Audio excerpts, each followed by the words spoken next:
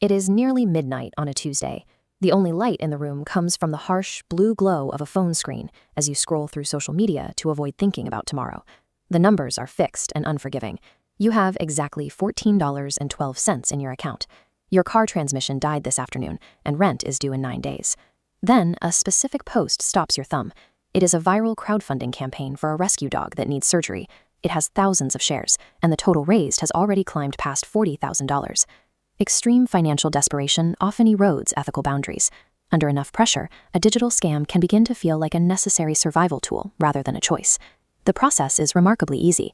You find a stock photo of a sad-looking golden retriever, download it, and write up a tragic backstory for a fictional dog named Buster who needs immediate help.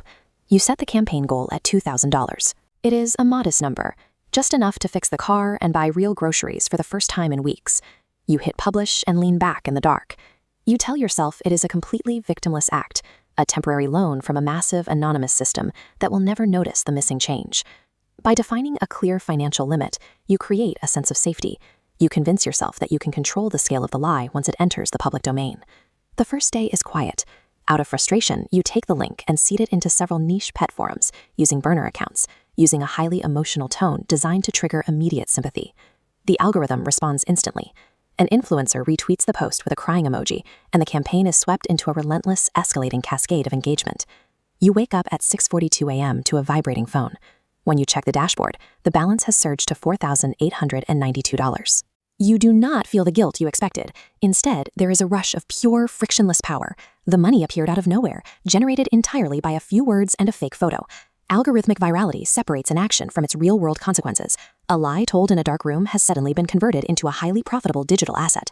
Within 3 weeks, the campaign hits $52,000. You upgrade your entire life, buying a high-end gaming laptop, buying designer clothes, and ordering expensive takeout every night. You even find yourself posting vague, inspirational quotes about hard work on your personal social media, despite the fact that your current income is entirely automated and fraudulent. But the momentum of the crowd eventually shifts.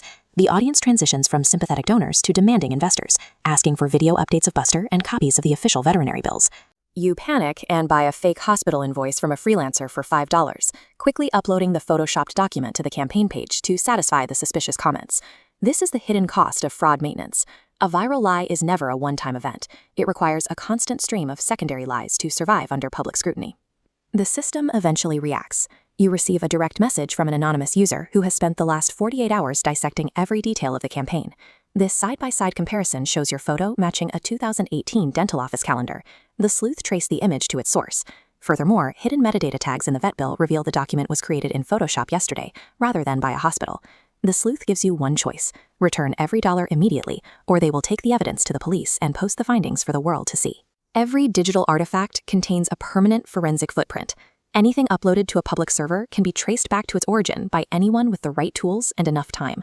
Severe paranoia takes over. You sleep with the lights on, every phone notification makes you flinch, and you spend your nights checking your bank accounts, waiting for them to be frozen. Then, an automated email arrives from the crowdfunding platform. Citing high fraud indicators, the account is suspended, instantly locking $82,000 in place. You sit alone at 4 a.m., staring at the screen. The money is gone, and you are trapped inside a digital cage of your design. Attempting to weaponize internet empathy did not defeat the system. It simply turned you into disposable engagement. You realize now that the ordinary, stressful life you tried to escape was actually the only real victory.